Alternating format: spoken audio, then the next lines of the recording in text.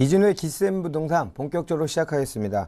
방송을 보시다가 부동산 이슈가 궁금하시거나 성공적인 부동산 투자를 하고 싶다 싶으시면 바로 전화 주십시오. 서울 전화 02778-4747, 무료 문자번호 013-3366-0110으로 무료 문자 보내주시면 출연하시는 전문가들과 제가 빠르고 정확하게 답변해 드리겠습니다.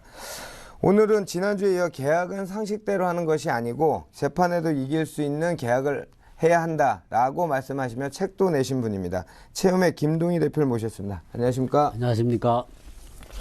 아쉽지만 오늘은 계약을 주제로 하는 우리 기센부동 핫이슈 마지막 시간입니다. 네. 그래서 오늘은 이때까지 좋은 정보 많이 주셨는데요. 오늘은 조금 어렵겠지만 실제로 우리 내 집 마련 꿈을 갖고 있는 젊은 세대를 위해서 실제로 임대차 계약서를 한번 써보는 시간을 가지려고 합니다.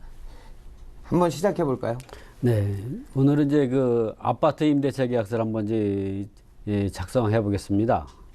아파트에는 이제 이 아파트는 서울시 용산구 이천동 삼성 아파트 108동 1004호라고 제가 이제 그 호수는 제가 이제 가명으로 이제 정한 건데요.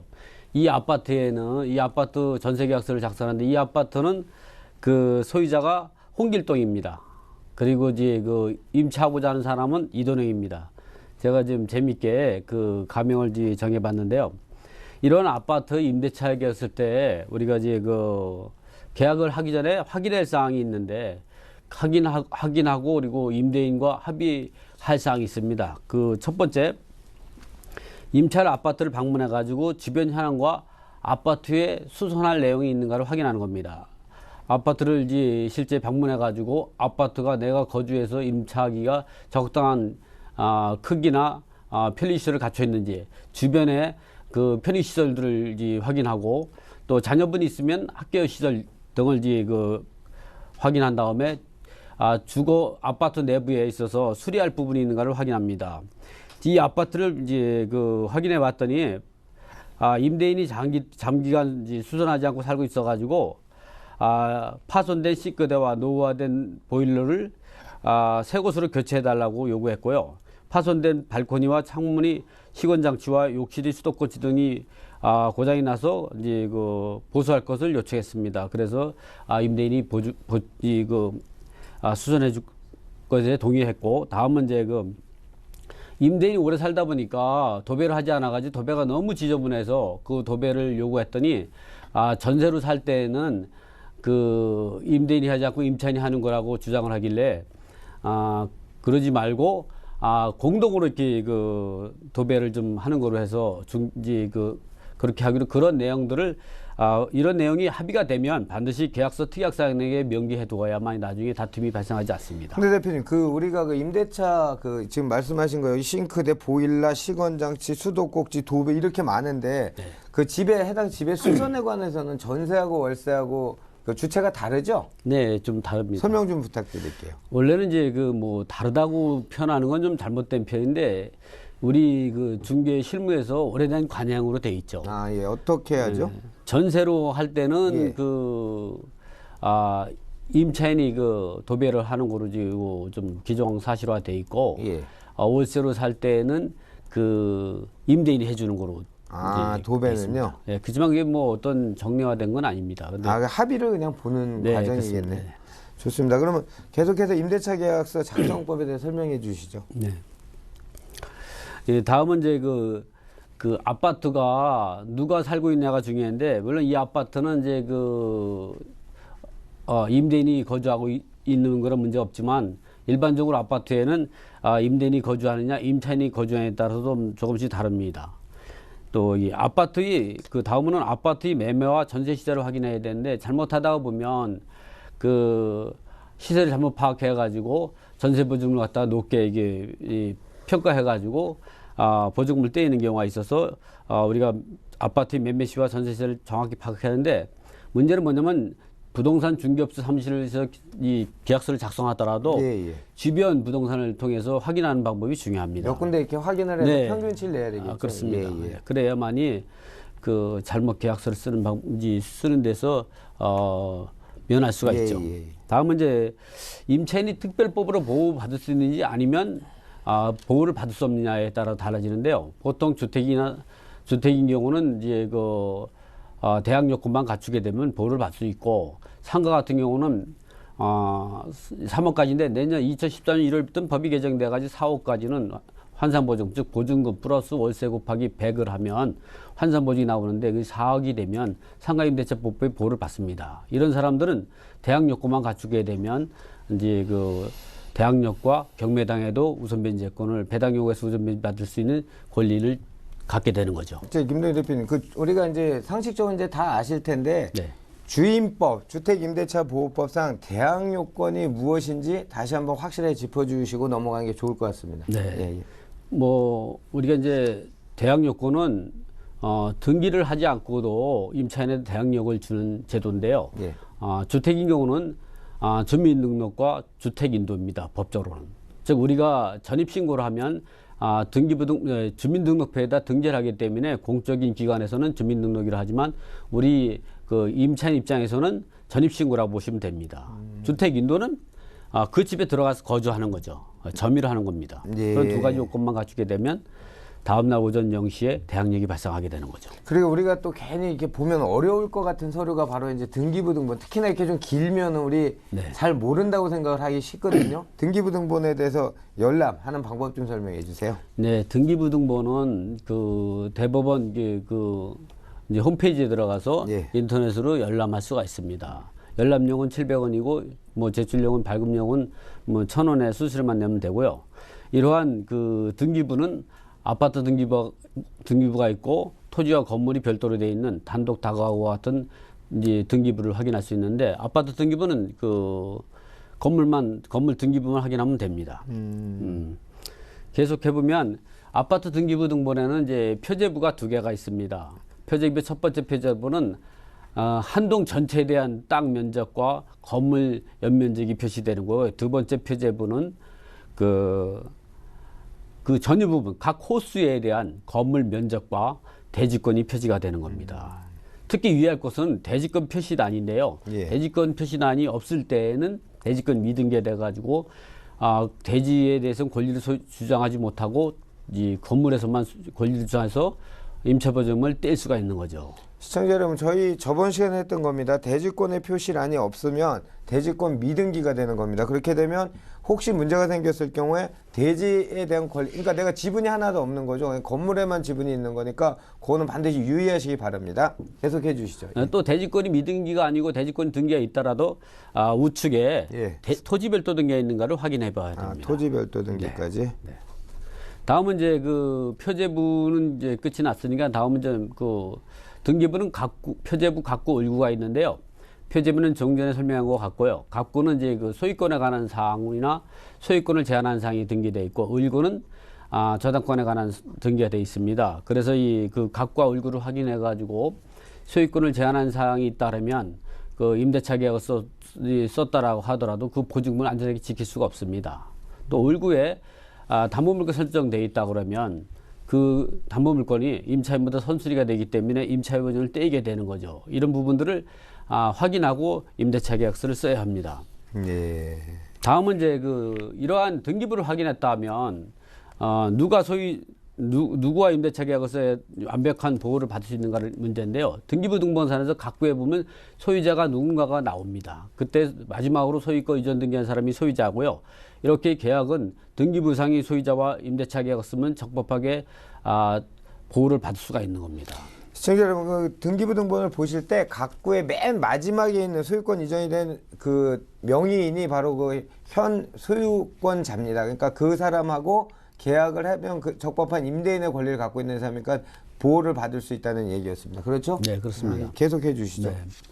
이제 그다음에 이제 등기부에 을구와 각구와 을구에 등기된 채권을 확인하고 그러한 내용을 언제까지, 그러니까 임차인이 잔금 납부하기 전까지 말소하기로 한다든가, 또는 있는 상태에서 인수하고 선순위 채권자를 남기고 임대차 계약을 쓴다는 내용을 합의를 해야 되고요.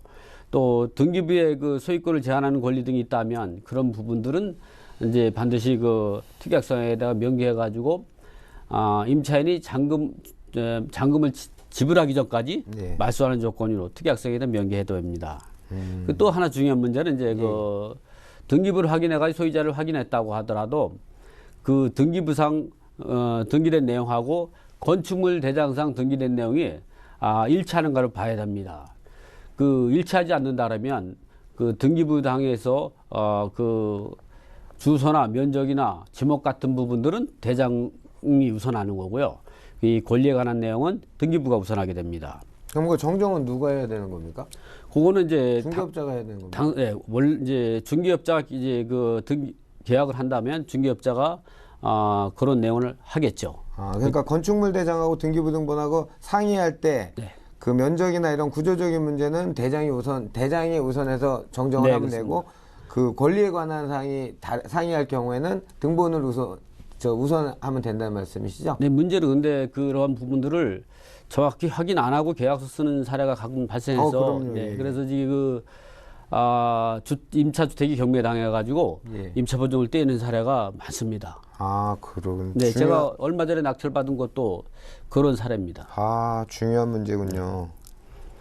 또 선순위 그 채권에 대해서 좀 한번 설명해 주시죠. 네, 그렇죠. 아파트에 보면 다 대출이 있으니까. 네, 대출이 다 있죠. 예. 대출을 이 근저당권이 설정되는 거는 을구에 기재되어 있습니다. 예. 그 을구에 기재되어 있는 선순위 채권이 있는데 이런 선순위 채권이 있는 경우 요걸 말소하고 계약을 하는 경우도 있고 인수하고 하는 경우 선순위 채권을 남겨두고 계약을 하는 경우가 있는데 선순위 채권이 있는 상태에서 전액을 이제 그 선순위 채권을 남긴 다음에 계약하는 방법과 예를 들어 선순위 채권의 일부를 임차보증금 잔금으로 이제 그 상환하고 이제 근저당권을 감액 등기해서 이제 그 임대차 계약하는 방법이 있습니다. 그럼 김대리님, 이 계약하고 이제 인도받기 전까지 네.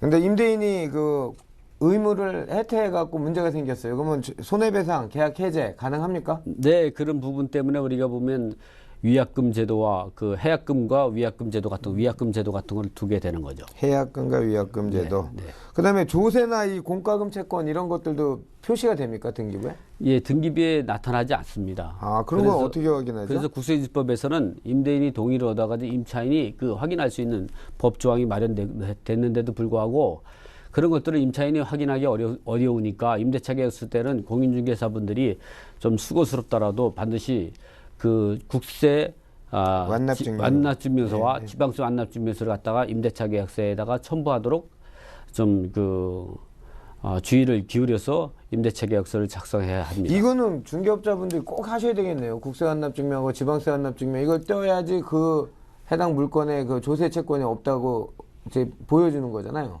매사 법대로 이렇게 한다 그러면 이제 문제가 발생하지 않겠죠. 그렇지 않으니까 항상 문제가 생기는 거고요. 예. 네, 그래서 제가 이제 당부의 말씀을 드리는 겁니다. 좋습니다. 그러면 우리가 또 많이 들어본 거 장기수선 충당금 있죠? 네. 그거는 누가 내는 겁니까? 장기수선 충당금은 임대인이 부담하는 건데요. 예. 실질적으로는 이제 관리비에 포함돼서 일괄해서 징수하다 보니까 임대 기간 동안, 임차 기간 동안은 임차인이 부담하고 임차인이 이제 그 임대 기간이 만료돼 가지고 이사를 갈 때에 그 당시에 임대인과 정산하게 되죠. 좋습니다. 그리고 또 하나 이런 비슷한 것이 이제 관리비하고 이제 공과금이 있는데 이런 부분들이 이제 그 체납하게 되면 관리비나 공과금 같은 경우는 임차인이 부담하게 되는 겁니다. 그렇죠. 살면서 내야 될 돈이니까. 네, 그렇습니다. 네. 좋습니다. 시간이 없으니 조금 스피디하게 가겠습니다. 그러면 이제 실제로 가명 가상의 공간을 두고 계약서를 한번 써보겠습니다. 계약서를 맨 위에 보면 부동산의 표시가 나오고, 그죠? 그다음에 구조, 면적 다 나오고 계약 내용 보면 임대인과 임차인은 보증금을 지불하기로 한다. 그래서 보증금이 얼마, 계약금 얼마, 중도금 얼마, 잔금 얼마 이렇게 이제 표시가 되지 않습니까? 네. 여기서 우리가 각별히 유념해서 좀 조심해서 봐야 될 사항이 어떤 게 있죠?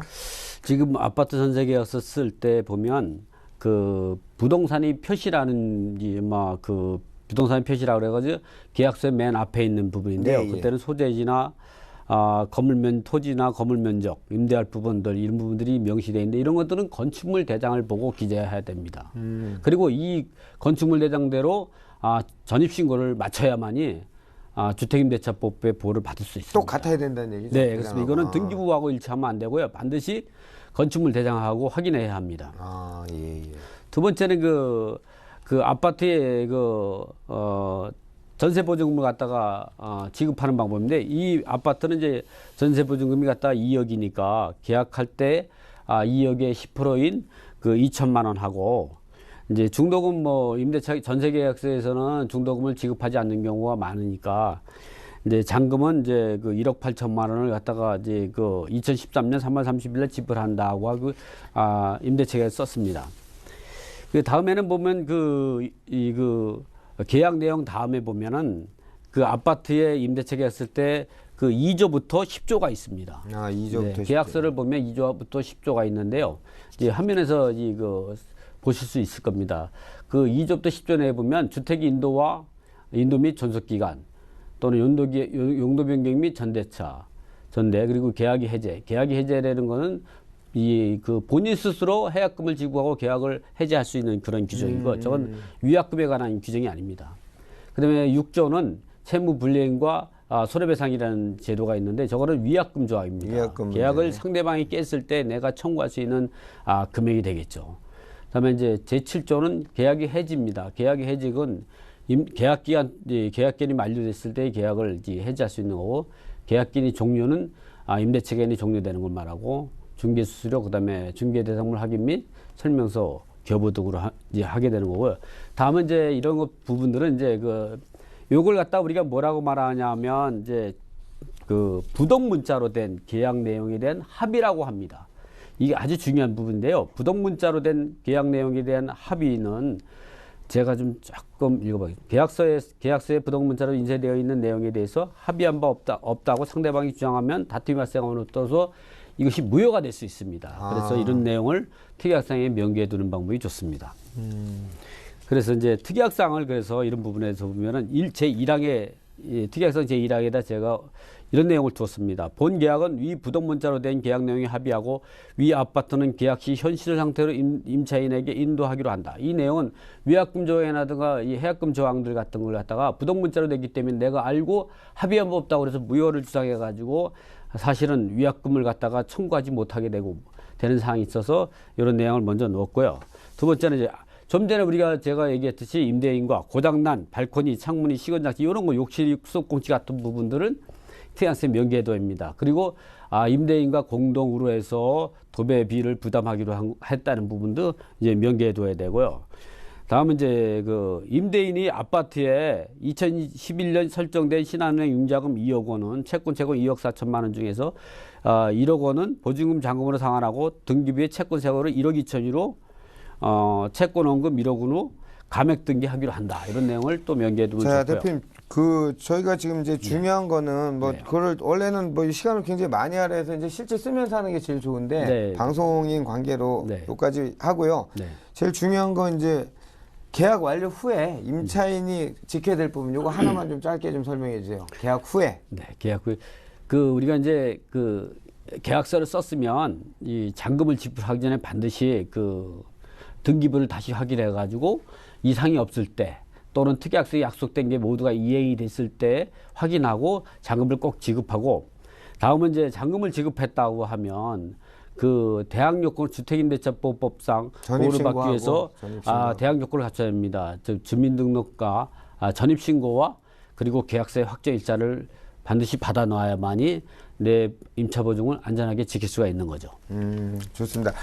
제일 중요한 내용은 요거일 것 같습니다. 시청자 여러분, 선순위 채권이 있을 경우에는 전시회도 말씀드렸고 오늘도 말씀을 드렸지만 반드시 잔금 전에 아니면 잔금과 동시 이행으로 해제를 해야 하고, 특히나 임대차 매매계약서도 마찬가지, 임대차 계약서는 작성 후에 중개대상물 확인설명서라는 서류가 있습니다. 이것을 꼼꼼히 기재하는 게 참 중요할 것 같아요. 그렇죠. 맞습니다. 실제 방문해서 시건 다 확인을 해야 될 것 같습니다. 그래서 계약서는 사실은 작성할 때 어떤 부분은 이제 계약서를 이제 5분 만에 10분 만에 작성한다고 자랑스럽게 얘기하시는 분도 있는데, 상당히 위험한 발상이고요. 계약서는 오랫동안 여러 번 생각하고 작성하는 게 중요하고요. 반드시 계약서를 쓰기 전에는 미리 하루 전에 A4 용지에다가 내가 어떠한 권리를 주장할 것인가를 반드시 기재해서 그 내용을 숙지하고 계약서를 써야만이 남한테 다른 사람이 유리한 계약서가 되지 않고 나한테 유리한 계약서를 쓸 수가 있습니다. 그런 계약서를 쓰고 특약서에 명기를 한 다음에 주택임대 주민센터나 동사무소에 가가지고 대항 요건을 갖추고 계약서의 확정 일자를 갖추는 것 갖다가 잊지 마셔야 될 것입니다. 시청자 여러분 잘 들으셨죠? 몇 천만 원, 작게 몇 천만 원부터 몇 억까지의 내 돈이 나가는 행위입니다. 그거를 연습을 안 해보고 체크 안 하신 그 나중에 그 신문이나 매체 가심란에 나오는 그 죄를 누구한테 물으실 겁니까? 반드시 상식적으로 계약하지 마시고요. 재판에서 붙어도 이길 수 있는 계약서를 쓰실 수 있도록 꼭 신경 쓰시고 노력해 주시기 바랍니다.